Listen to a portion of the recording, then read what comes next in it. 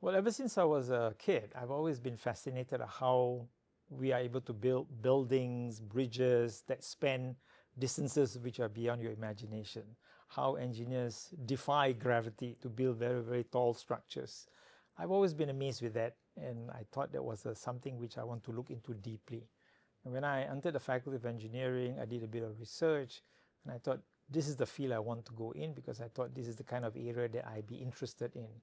I've always been encouraged to follow my path, my interests, and I've always been interested in how engineers have been able to build these magnificent structures, bridges, monuments, and as I say, defying gravity and to build it stall. That interest has always remained with me all my life, and that is why I chose a career in civil and environmental engineering.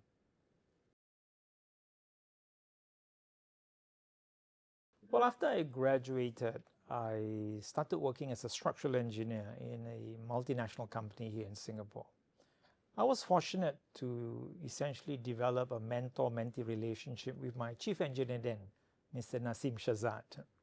And with his mentorship, I was able to hone my skills.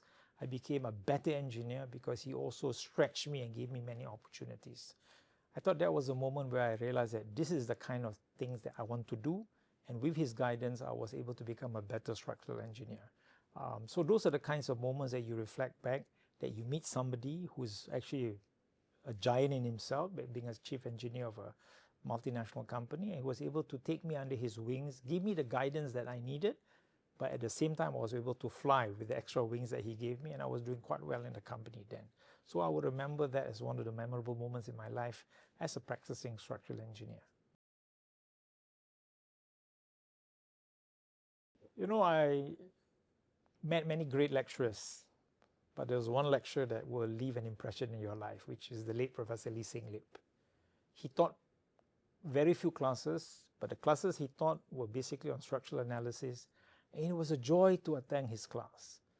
The material is not that difficult to understand, but he made it interesting and exciting because of his illustrious career. He was from Berkeley, he went to Northwestern, came back to this part of the world and became our head of department. So he didn't teach a lot, but when he taught those classes, I was always looking forward to it because I know when I attend his classes, I will learn something new, something different, something other lecturers couldn't have done because they don't have that kind of background and wealth of experience he did. So I've always remembered his classes. I enjoyed it. For the record, I aced all his classes. But most importantly, I think the lasting impression that he's left to me, how to be a very good structural analysis, how do you define the problem, how you analyze it. It was very, very interesting for me. I always remember that. I'm grateful for the opportunity because, not many people have learned from somebody like Professor Lee Seng Lip, but I thought that experience for me was very memorable and it has remained etched in my memory for a very, very long time.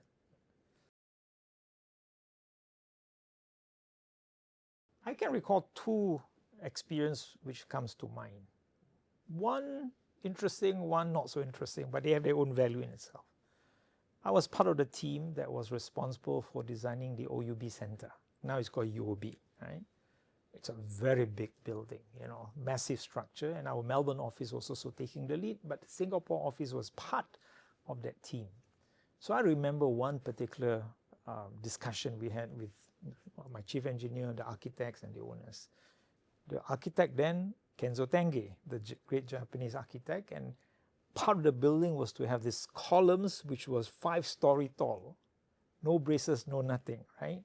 So as a structural engineer, you worry about buckling load because it's taking so much of the load from the top. There was a great discussion in the room, banging of tables, and Mr. Nasim was insisting, you must put braces because if not, this thing will buckle. I can't recall how it ended, but I can recall the heat and the discussion at that moment, And lo and behold, we finally got the project rolling. And 2 weeks before I left for my postgraduate studies, I was assigned to supervise the concreting of the rough basement in the building, So there I was in the middle of the night, 3 a.m. in the morning, because you do concreting at night. And you just have to make sure that everything goes according to what we have planned for, basically. So in a way, that was a project I associated very, very closely. The other thing, of course, that came out from that project was that when we were designing the basement, it was beside the MRT tunnel. And they have to make sure that the the thing stay, it doesn't move and so on and so forth. So we have to put in measurements and what have you, basically. MRT tunnel was being constructed. We were building the building, basically. So it was a massive project that really opened up my eyes about how engineering can solve some of the most difficult and delicate problems. The second project is a bit more sad for me. I was assigned to this project to design an apartment building in Orchard Road. The interesting thing about that design was that the floor plate looks like a butterfly. We call it the butterfly building, And the architects and the owner doesn't want any beams. So it's a flat plate and resting on columns. So you worry about the punching load and so on and so forth. So that was my first time designing floor plates of that size, right? So I have to do my own analysis. No computers at that time. You cannot do finite element analysis because you don't have the program. But we did it. We were so proud of the design. But it was never built because we only decided to ditch the project. So I can't point to the building and say, I did the structural design, right? But it's one of those memorable moments because you make that leap for the first time in your life to do something very different. I'm grateful for the opportunity when I did my stint as a structural engineer at that company, and I was given that trust to design that building, of course, together with the chief engineer. So those are the two memorable moments of my life as a practicing engineer. It's an interesting question. When I reflected on it, I think the thing that we cannot ignore is the biggest elephant in the room, which is digital technology. It is emerging very rapidly. It is shaping many, many disciplines from accounting to medicine to engineering. I think that is a trend that we need to watch. But the more important trend for me is that how will that shape the engineering profession and the outlook of the engineers themselves. Technology is a tool. It cannot solve the problem. Engineers are the one who solve the problems.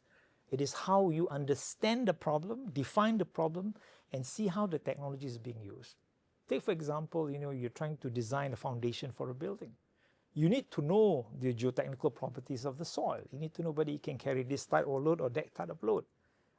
The machine may be to tell you, but you as the engineer to understand the fundamentals, load bearing, skin friction. Then you decide, after you have defined the problem, what sort of technological tools that are needed for this particular project. So my feel is always that it's great to have these tools, but they're only tools. Ultimately, it is the engineer who has to make the decision. So I hope engineers of the future continue to build on new tools, but never abandon the fundamentals of engineering. The basics of engineering will put you in good state for the rest of your life. You cannot run away from basic mechanics and everything that you have learned, because those are the things that put you on a good foundation. Without that foundation, you cannot use the tools, right? If you're using the tools mainly for using it, then you're actually on the wrong path.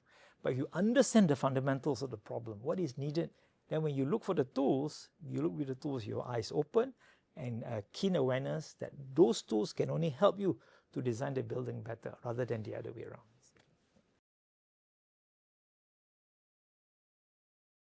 I've always believed that engineers are problem solvers. We are designed not to, sort of specific discipline of either electrical, mechanical, or civil, but we're supposed to solve problems. There are problems in human society. Look back in history, all the great monuments that we have built were built by engineers who are trying to solve a particular problem, right? So I think that's very important. But we are facing great challenges, from climate change to energy security to food security. I would like to see the engineers of the future getting involved in this sort of problem, finding solutions to this sort of problem. Why? Because it's existential. If we can solve this problem, we can at least have a good chance to ensure that the human race will continue. Engineers are good at solving problems, but these problems that we are facing are complex. They require a collaborative approach. So engineers should be able to work with people from other disciplines to bring their minds together, bring their minds to bear upon this problem to find solutions for mankind. Climate change is a very, very big problem. Energy security, energy transition is a big problem. Food security is a big problem. These are problems that lend itself to problem-solving skills. But I think we need to have a collaborative approach, and I hope our future engineers realize that they need to work in a team, not alone. Work together with the right skill set, the right group of people. I think we can then bring out some solution for us to consider. So I really hope that the next generation put their minds to solve some of these major existential problems, not because they are sexy or seductive, but because it is about our survival as a human race. We need to put our best minds, and we have some of the best minds in engineering, on this side of problem, because I think that's how we can guarantee a future for human civilization. If I were to meet a parent today of a young child who is about to decide which discipline he would like to go in, first I'll convince the parent that engineering is the place to go. Why? Because engineering gives you a skill set that will last you for life. It gives you the ability to solve problems, to understand problems deeper and find solutions. The next level, I will encourage you to consider civil and environmental engineering. Why? Because as a discipline, it covers every aspect of human life, from the humble drain, to the roof, to the buildings, to the satellites. All of this requires civil engineering skills. So I think if you are trained in that field, you will have first a job for life, but more importantly, you have a role for life in building a better human society. That's what I would tell the parents of today about the profession that they should consider for their young children.